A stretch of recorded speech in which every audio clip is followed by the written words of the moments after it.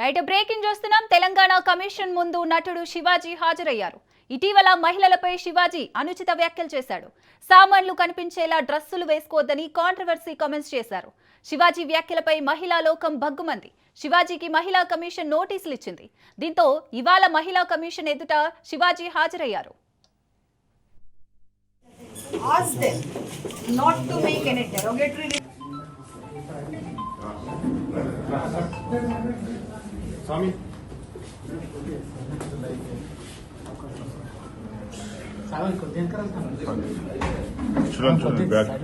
Get provocative and speak something like whatever they want to in support of yourself or support of some others, and ask them not to make any derogatory.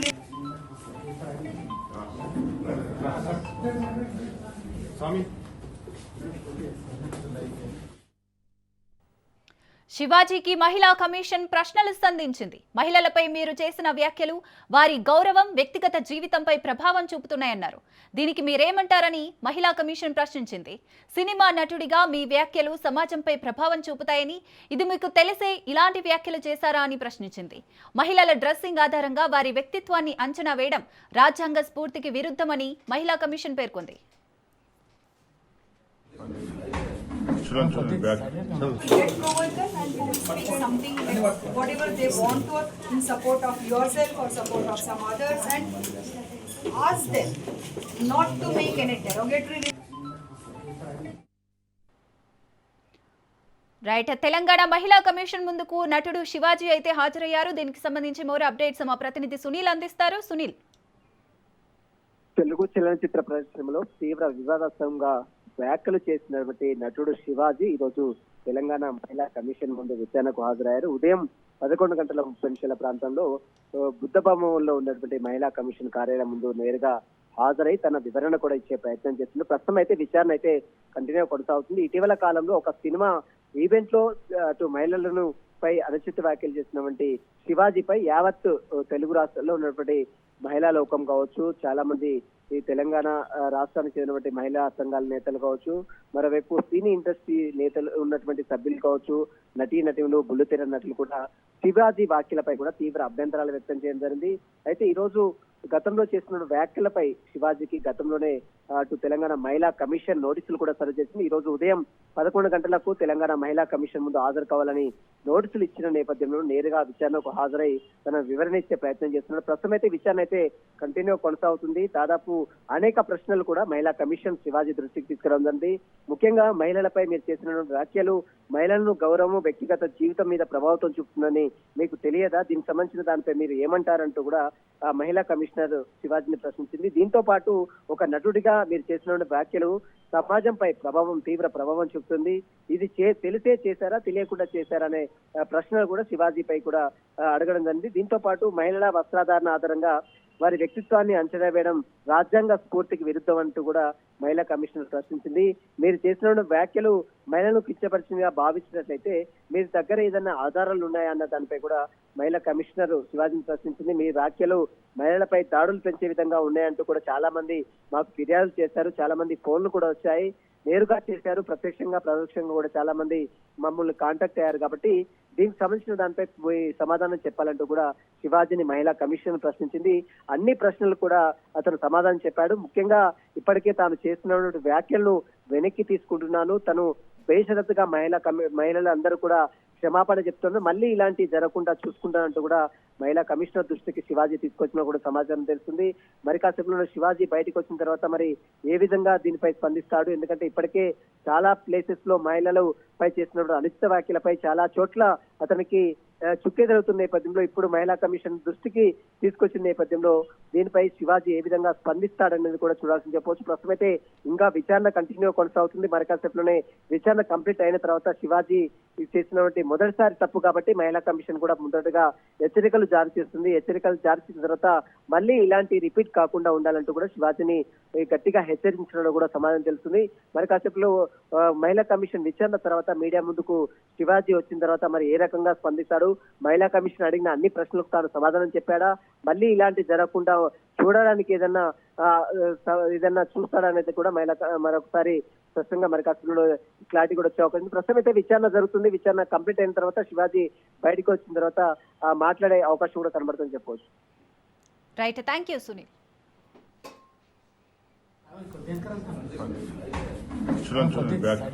Get co-workers and you speak something like whatever they want to in support of yourself or support.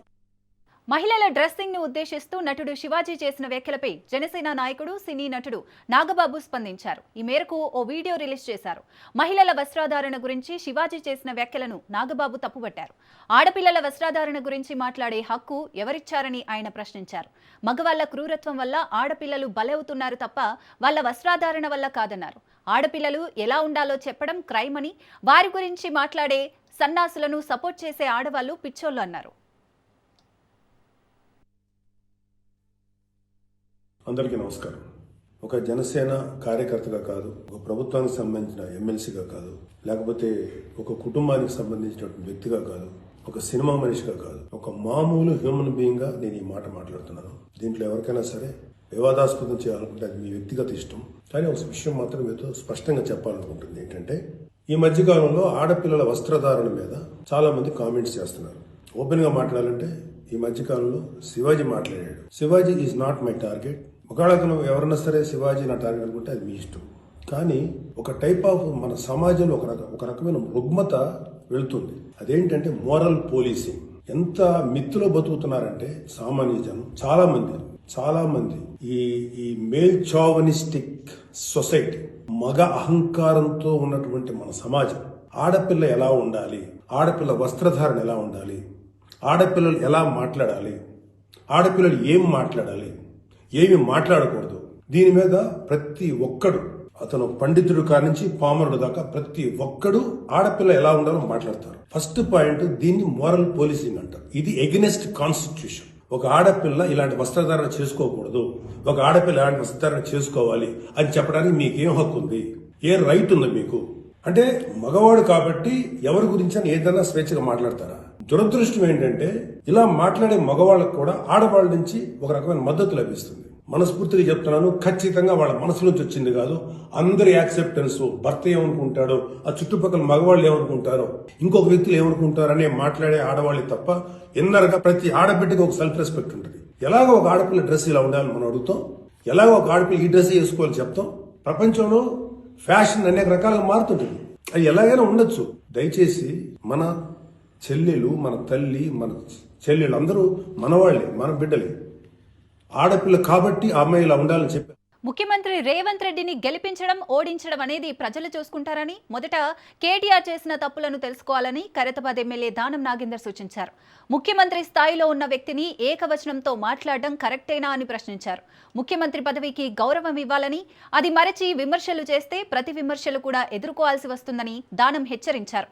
Hyderabad Himayat Nagar division కార్యకర్తల సమావేశంలో దానం ఈ వ్యాఖ్యలు చేశారు. కేటీఆర్ వ్యక్తిగత విమర్శలు పక్కన పెట్టి కాంగ్రెస్ ప్రభుత్వం చేస్తున్న అభివృద్ధిపై చర్చకు రావాలన్నారు.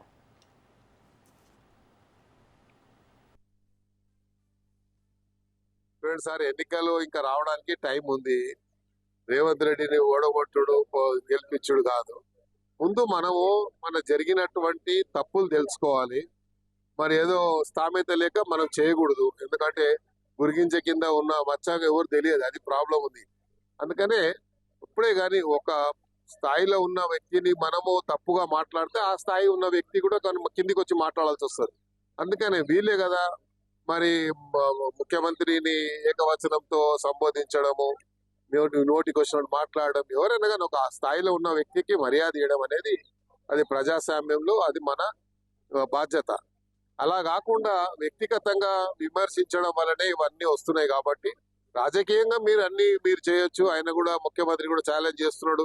మేము చేసిన అభివృద్ధి విషయంలో కానీ, మేము ఇచ్చిన మరి పెట్టినటువంటి స్కీమ్స్ మేము జరగలేదు అంటే ఎక్కడైనా సరే ఏ వేదికమైన ఛాలెంజ్ విసురుతున్నాడు. కాబట్టి ఆ ఛాలెంజ్ కు యాక్సెప్ట్ చేయకుండా మనం ఏకవచనంతో ముఖ్యమంత్రిని తిట్టడం వల్లనే ఇవన్నీ సమస్యలు వస్తున్నాయి. కాబట్టి మీరు అభివృద్ధి విషయంలో ఇచ్చినటువంటి స్కీమ్స్ ఏవైతే గ్యారంటీలు ఇచ్చిండ్రో ఆ గ్యారంటీలు జరగలేదని మీరు అంటారు, జరుగుతున్నాయని మేము చెప్తున్నాం. కాబట్టి జరుగుతున్నాయి ఎక్కడ అనేది మీరు చర్చకు వస్తే చెప్తామని ముఖ్యమంత్రి గారు చెప్పారు, మంత్రులు చెప్తున్నారు. కాబట్టి దాని మీద స్పందిస్తే బాగుంటుంది. ఆయన కేంద్ర మంత్రి ఉన్నాడు, ఆయన మన కేంద్ర మంత్రుల గురించి చెప్పిండా, రాష్ట్ర మంత్రుల గురించి చెప్పిండా మనకు తెలియదు కదా. కాబట్టి ఏదైనా సరే బండి సంజయ్ గారు ఆయన ఒక మన హోమ్ మినిస్టర్ ఉన్నాడు. హోమ్ మినిస్టర్ ఉంటే అన్ని విభాగాలు ఆయన చేస్తుంటాయి. సిబిఐ కానీ, ఈడీ కానీ అన్ని స్టేట్ మినిస్టర్ కంట్రోలే ఉంటాయి. క్యాబినెట్ మినిస్టర్ కంట్రోల్ ఉంటాయి. కాబట్టి ఆయన స్థాయిలో మేము తెప్పించుకుంటున్నాం. ఎందుకు సమాచారం ఉంటే యాక్షన్ తీసుకోవాలని. చూడండి సార్, ఎన్నికలు ఇంకా రావడం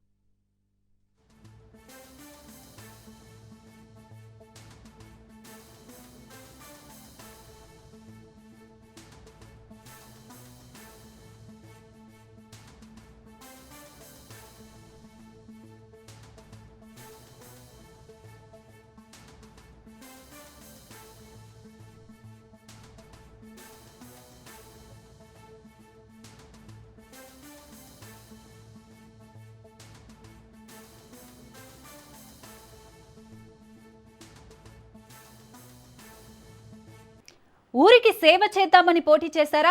సంపాదిస్తామని పోటీ చేశారా? మీ ఊరికి వచ్చే సర్కార్ నిధులెన్ని? ఎన్నికల్లో మీరు చేసిన ఖర్చు ఎంత? ఎన్నికల సంఘానికి చూపించే లెక్కలు కాదు, ఓటర్లకు పంచిన డబ్బెంత? ఆ విషయం తెలుసుకునే ఓటర్లకు తెలుసు, పంచే అభ్యర్థులకు తెలుసు.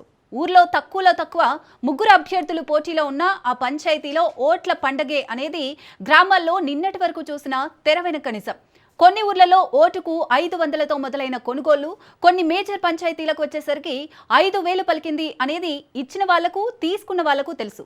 ఓటర్లు పోటీలో ఉన్న ఒక్కరి దగ్గర నుంచి తీసుకున్నారా అంటే అది లేదు. వాళ్ళు ఇచ్చారు, మేం తీసుకున్నాం అని ప్రజలు. వాళ్ళకి ఇవ్వకుంటే మనకు ఓట్లు పడవు అని కాబోయే ప్రజాప్రతినిధులు తోచినంత ఇచ్చి పడేశారు. మొత్తానికి పంచాయతీ పోరు ముగిసింది. ఇప్పుడు ఆస్తులు, అప్పుల లెక్కలు వస్తున్నాయి. ఎన్నికల్లో నిలబడేందుకు పెట్టిన ఖర్చు, ప్రభుత్వం ఇచ్చే జీతభత్యాలు, సర్కార్ నుంచి వచ్చే వివిధ రకాల ఫండ్స్ అన్నీ కలిపితే ప్రజాప్రతినిధులకు చివరకు మిగిలేది అప్పులే. గెలిచిన వారి పరిస్థితి ఇలా ఉంటే ఇక ఓడిన వాళ్ళ పరిస్థితి అంతే సంగతులు. సర్పంచ్ల పదవి ప్రమాణం 22వ తేదీన జరిగింది. అంతకు ముందు నుంచే వివిధ గ్రామాల్లో అభ్యర్థుల ఆస్తిపాస్తులు, ఖర్చులపై చర్చ జరుగుతోంది. పంచాయతీ ఎన్నికల్లో ఓడిన ఓ సర్పంచ్ అభ్యర్థి చేసిన కామెంట్స్ ఇప్పుడు వైరల్ అవుతున్నాయి. జనం డబ్బులు తీసుకోకుండా ఓట్లు వేసిన రోజే నాయకులను ప్రశ్నించే అవకాశం ఉంటుంది అంటున్నారు. డబ్బు తీసుకోకుండా ఓటేసే ప్రజలను వేళ్ల మీద లెక్కబెట్టే తక్కువ సంఖ్యలో ఉన్నారని సర్పంచ్ అభ్యర్థి అంటున్నారు. అమ్ముడుపోయిన తర్వాత అభివృద్ధి గురించి అడిగే హక్కు ప్రజలకు ఎక్కడిది అని ప్రశ్నిస్తున్నారు. ఖర్చు పెట్టిన అభ్యర్థులు సైతం కనీసం కొంతలో కొంతైనా సంపాదించే అవకాశం లేదని అంటున్నారు. ఎన్నికల్లో 70-80 లక్షలు ఖర్చు పెట్టిన వారు వాళ్ళ పదవి కాలంలో కనీసం నెలకు 1,00,000 సంపాదించినా తెచ్చిన అప్పులకు మిత్తీలు కట్టలేరని, ఈ లెక్కన చూసుకుంటే కనీసం నెలకు 5 లక్షలు ఆదాయం వచ్చేలా పనులు చేపడతారా అనే ప్రశ్నలు వస్తున్నాయి.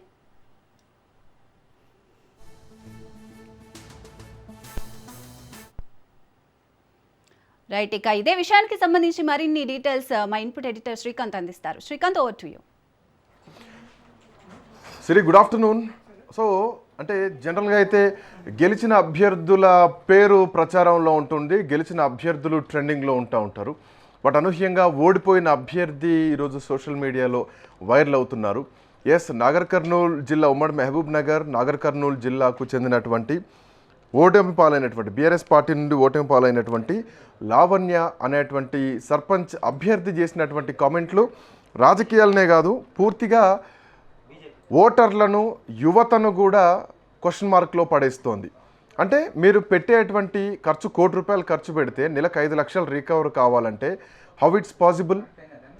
3,000 ఇచ్చిన వాళ్ళకు ఓటు పడుతుంది, 2,000 ఇచ్చిన వాళ్ళకు పడది, ఫుల్ బాటిల్ ఇచ్చిన వాళ్ళకు ఓటు పడుతుంది, హాఫ్ ఇచ్చిన వాళ్ళకు పడదు, బిర్యానీలో మటన్ వేసిన వాళ్ళకు ఓటు పడుతుంది, చికెన్ వేసిన వాళ్ళకు పడదు.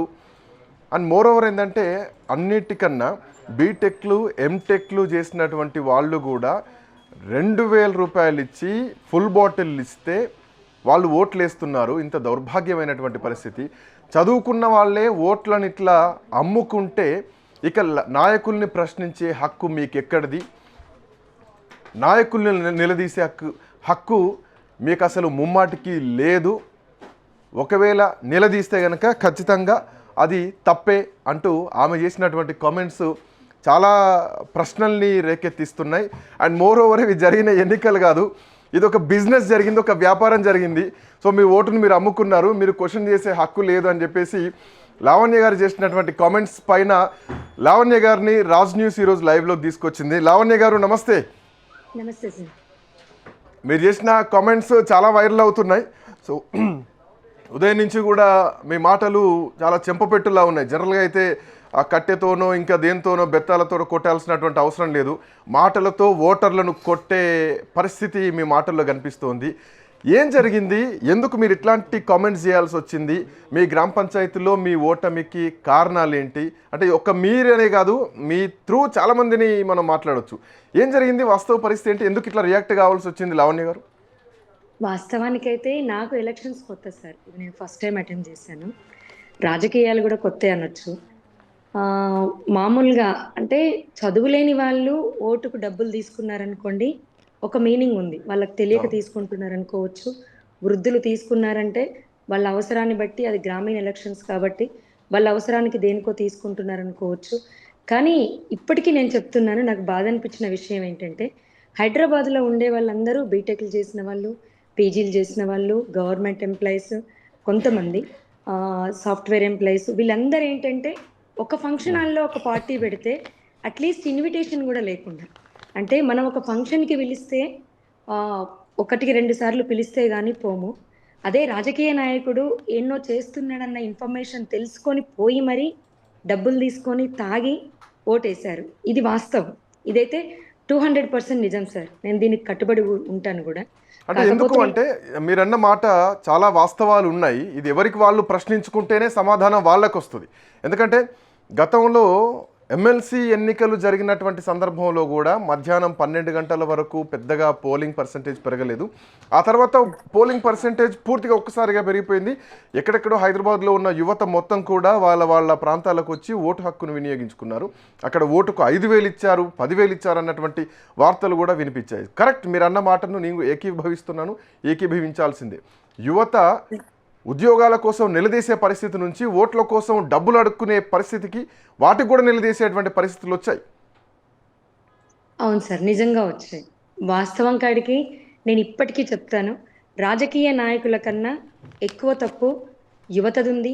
ఇంకొకటి ఏంటంటే ప్రజలది ఉంది. ప్రజలకు కూడా ఏమోలే మనకు ఎటుపోతే మనకెందుకు, ఏమోలే మనకెందుకు, మనం గడుపుతున్నాం కదా, మనం ఉన్నాం కదా అని అనుకుంటున్నారు తప్ప, ఓటు మన హక్కు, మన బాధ్యత, దాన్ని కరెక్ట్గా వినియోగించుకోవాలనుకున్న అవేర్నెస్ 90% పీపుల్స్కి లేదు సార్ ఈరోజు. నిజంగా లేదు. ఇది ఒప్పుకోవాల్సిన వాస్తవం కూడా. హలో, మీరు వాస్తవంగా చూసిన పరిస్థితులు ఏంటి? ఎందుకంటే జనరల్గా అన్ని గ్రామ పంచాయతీల విషయంలో నోటిఫికేషన్ వెలువడ్డటువంటి టైంలోనే చాలామంది ప్రిపేర్డ్గా ఉన్నారు. అంటే రాజకీయ నాయకులు కూడా అది అలవాటు చేశారు. రాజకీయ నాయకులు అలవాటు చేస్తేనే ప్రజలకు అలవాటు అవుతూ ఉంటుంది. అండ్ ఈరోజు ఏమైపోయిందంటే ఆఖరికి రాత్రి 12-1 గంట వరకు కూడా ప్రజలు ఇళ్లలో ఎదురు చూస్తున్నారు. పక్క గల్లీలో ఇస్తున్నారంట, మా గల్లీకి వస్తారేమో అని చెప్పేసి, మా దాంట్లో ఇన్ని ఓట్లు ఉన్నాయని చెప్పేసి ఇట్లాంటి పరిస్థితులు ఉన్నాయి. జూబ్లీహిల్స్ ఎన్నికల్లో ఇవే కామెంట్లు వచ్చినాయి. అంతకుముందు జరిగినటువంటి శాసనసభ ఎన్నికల్లో కానీ, లేదంటే లోక్సభ ఎన్నికల్లో కానీ ఎన్నికలు వచ్చినాయంటే ఒక పైసల జాతర, లేదంటే లిక్కరు, లేదంటే మటన్ మాంసం లాంటి జాతరలో జరుగుతున్నాయి. ఈ వ్యవస్థలో మార్పు రావాలంటే చైతన్యపరచాల్సినటువంటి అవసరాలు ఉంటాయి. మీలాంటి ఒక్కరో ఇద్దరో మాట్లాడితే ఈ వ్యవస్థ మారుతుందా? సో రియలైజేషన్ ఎక్కడ జరగాల? రియలైజేషన్ ప్రజల్లో జరగాలి సార్. ఫస్ట్ యువతలో జరగాలి ఖచ్చితంగా. ఒకటేంటంటే నేను విన్న మాటల కాడికి ఏంటంటే, పలానా వాళ్ళు సర్పంచ్ అభ్యర్థిగా నిలబడతారంటే, వాడు డబ్బులు పెట్టలేడురా, వాడే నిలబడతాడు, వాడే గెలుస్తాడు. వాళ్ళు ఎంత నాలెడ్జ్ పర్సన్, ఎంత అవేర్నెస్ ఉన్న పర్సన్, అవి చూడట్లేదు సార్. నిజంగా చెప్తున్నా, గ్రామీణ ఎలక్షన్స్కి అయితే వాళ్ళు ఎంత పెట్టగలుగుతారు అంతే, ఏ పార్టీ వాళ్ళకి సపోర్ట్ ఇస్తుంది అంతే, ఇవే చూస్తున్నారు ప్రజలైతే. అంటే ఎంత పెట్టగలుగుతాడు, పెట్టగలిగితేనే వాడు నాయకుడు అవుతాడు, లేకపోతే అవ్వడు. ఇంకా నేను ఆలోచించిన ఒక్క విషయం సార్, వాస్తవం కాడికి డబ్బున్నోడే రాజకీయం చేయాలా అన్న క్వశ్చన్ నాకు అనిపించింది. ఇంకా రిజర్వేషన్ల విషయానికి వస్తే ఇంకా అమలవుతున్నాయంటే కూడా నేను నమ్మను సార్.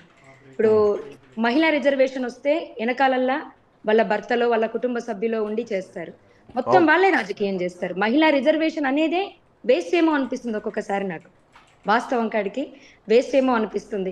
ఇంకొకటి, ఎస్సీ ఎస్టీ వచ్చినా ఎవరో కొందరు, ఒక 30-40% అయితే ఒక బలమైన నాయకుడు వాళ్ళ వెనకాల ఉంటారు, వాళ్ళే ఇన్వెస్ట్మెంట్లు వస్తారు. వీళ్ళు జస్ట్ స్టాంపులు అంతే.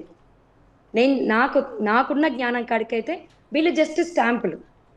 ఇంకా రాజకీయం మామూలుగా పబ్లిక్ టాక్ ఎట్లయిపోయిందంటే ఫస్ట్ ఒక వేడి ఉంటది, తర్వాత ఏంటంటే లాస్ట్ 3 రోజులైతే డబ్బు పంచినోడే గెలుస్తాడు అన్న భయంకరమైన వాతావరణం క్రియేట్ అవుతుంది. అంటే వాస్తవానికి మీరు అన్నట్టు లావణ్య గారు, చెప్పండి సార్. గ్రామ స్థాయిలో రాజకీయాలు అనేటివి ఉండకూడదు. అందుకే గ్రామ స్థాయిలో పొలిటికల్ పార్టీ పేరు మీద కంటే కూడా వ్యక్తిగత కేంద్రంగానే ఎన్నికలు జరుగుతూ ఉంటాయి. ఏ అభ్యర్థి విద్యావంతుడు, ఏ అభ్యర్థి పని చేయగలుగుతాడు, ఏ అభ్యర్థి కొంచెం తెలివిగలడు, గ్రామం కోసం పనిచేస్తాడా, యువతన, ఇవన్నీ మెజర్మెంట్స్ చూసే ఓట్లు వేయాలి. ఆ పరిస్థితి పోయి ఆ అభ్యర్థి వెనకాల ఈరోజు పార్టీలు ఉండేటువంటి పరిస్థితి వచ్చింది. ఈ ప్రచారాలు కూడా కాంగ్రెస్ పార్టీ అభ్యర్థులు గ్రామ స్థాయిలో చాలామంది గెలిచారు, కాంగ్రెస్ పార్టీ మద్దతుదారులు అనే కాడికి పోయింది. బట్ గ్రామీణ ప్రాంతాలని కూడా రాజకీయాలు శాసిస్తున్నాయి.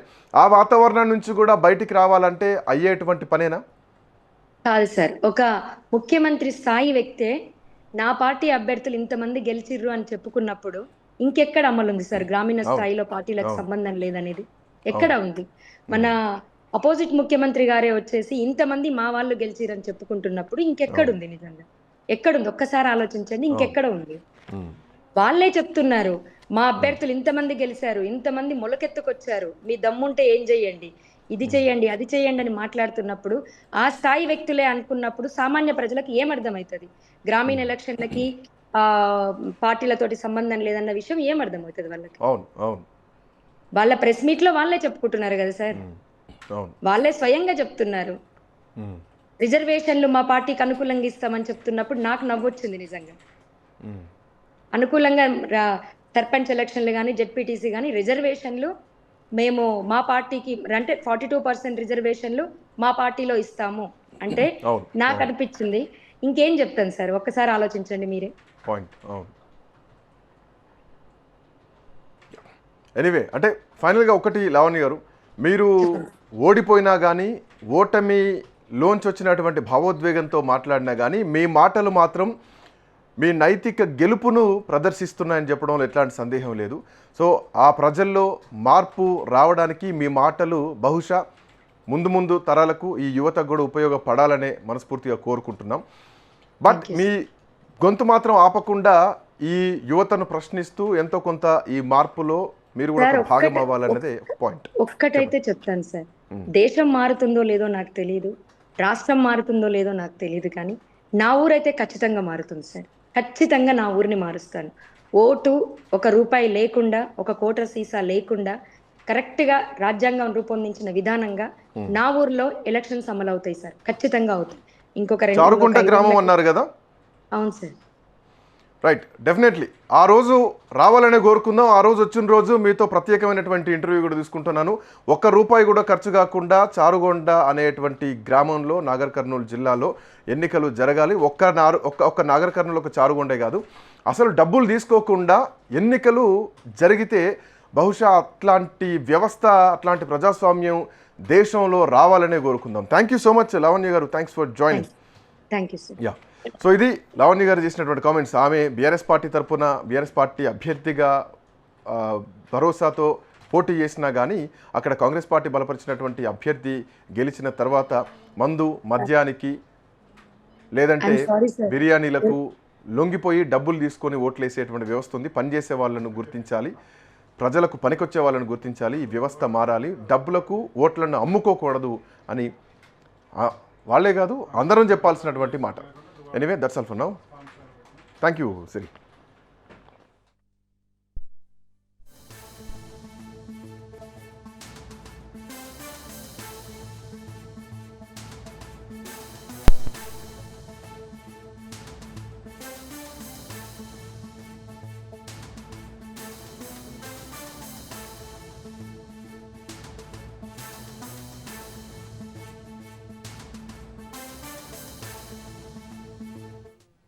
శ్రీకాకుళంలో ఎమ్మెల్సీ దువ్వాడ శ్రీనివాస్ హల్చల్ చేశారు. నిమ్మాడ జంక్షన్ నుంచి ప్రత్యర్థులకు దువ్వాడ సవాల్ విసిరారు. మంత్రి అచ్చెన్నాయుడు, మాజీ మంత్రి ధర్మాన కృష్ణదాస్ ను ఛాలెంజ్ చేశారు. తనను చంపేందుకు కుట్ర జరుగుతోందని దువ్వాడ అన్నారు. తాను చావుకు భయపడే వ్యక్తిని కాదన్నారు. ప్రజాస్వామ్యంలో ప్రశ్నిస్తే చంపేస్తారా అని ప్రశ్నించారు. కేడీ బ్రదర్స్ రాజకీయాలను భ్రష్టు పట్టించారన్నారు. ఈరోజు నేను హైదరాబాద్ నుంచి చూస్తున్నాను. ప్రసన్నపేట కానీ లేదా నిమ్మాడ కానీ, ఇది నిమ్మాడ హైవే ఎగ్జాక్ట్లీ. మరి మంత్రి అచ్చెన్నాయుడు వాళ్ళు ఊరు, నరసన్నపేట అంటే కృష్ణదాసు వాళ్ళు. మరి కృష్ణదాసు నాకు కింజరాపు అప్పన్న ద్వారా కబురు పెట్టాడు. ఈరోజు హైదరాబాద్ నుంచి వస్తున్నాడు కదా, దమ్ముంటే రమ్మను, చంపేస్తాం, అటాక్ చేస్తాం, నరికేస్తామని చెప్పారు. సరే మీరు ఏం చేస్తారో, నేను ఈరోజు ఇదిగో నిమ్మాడ జంక్షన్లో నుంచి 11:30 అవుతుంది, మరికొంత దూరంలోనే టెక్కలు ఉంది, వెళ్తున్నాను. ఒకవేళ చంపాలి, నరకాలి లేదా అటాక్ చేసి కొట్టేయాలి అనుకుంటే ఐఎమ్ రెడీ. నేనేం తప్పు చేశాను? ప్రజల అభిప్రాయాన్ని మీకు ప్రశ్నించాను. వీళ్ళు ఉచ్చే రాజకీయాల్ని బయట పెట్టారు, మీరు దౌర్భాగ్యమైనటువంటి మీ అవినీతిని అంతటినీ బయట పెట్టారు, మీరు చేస్తున్నటువంటి కేడీ రాజకీయాల్ని బయట పెట్టారు. అంత మాత్రం చంపేస్తారా? ఓకే, చంపేస్తే దువ్వాడ శ్రీనివాస్ అదిరిపోతాడని బెదిరిపోతాడని నాకు అప్పన్నతో ఫోన్ చేయించారు. దయచేసి రావద్దు, అలా వెళ్ళిపోమని హైదరాబాదు, మళ్ళీ వెనక్కి వెళ్ళిపోమని రావద్దని. అందుకే ఆపాను, ఇక్కడ కారు ఆపాను, ఇక్కడ నిలబడ్డాను. ఎంతసేపు అయినా ఉందామని అనుకుంటున్నాను. 1 or 2 hours వెయిట్ చేస్తాను ఇక్కడే. వాళ్ళ రండి. మరి పోలీసు వారి దృష్టిలో కూడా ఈ విషయం నేను పెట్టాలి. నేను ఎస్పీ గారిని కూడా కలుస్తాను, అందరి దృష్టిలో పెడతాను, పత్రికాముఖం కూడా విషయం తెలియజేస్తాను. జరుగుతున్నటువంటి అన్యాయం మీద మాట్లాడితే అటాక్ చేసేస్తారంట. చూద్దాం, అది కూడా నేను ఇంకా గట్టిగా మాట్లాడతాను, ఇంకా గొంతుకి మాట్లాడతాను, ప్రజా సమస్యల పైన పోరాడతాను. మీకు వైసీపీలో నన్ను సస్పెండ్ చేశారు, మీకు కావాలంటే బహిష్కరించండి, ఎక్స్పెల్ చేసేయండి. ఎక్స్పెల్ చేయటం అంటే పార్టీ నుంచి బయటకు పంపించేది. అదే చేసిన తర్వాత స్వతంత్రుడిగా నా కార్యక్రమం నేను చేస్తాను. ఇంకా గట్టిగా శ్రీకాకుళం జిల్లాలో పనిచేస్తాను. ఏం చేస్తారో చూస్తాను. ఒకవేళ చంపేయాలనుకుంటే నేను చావుకైనా సిద్ధం. భయపడే రకం కాదు, అదిరే బెదిరే రకం కాదు ఈ దువ్వాడ శ్రీనివాసం తెలియజేస్తున్నాను. ఇంకా 2 hours ఇక్కడే ఉంటాను.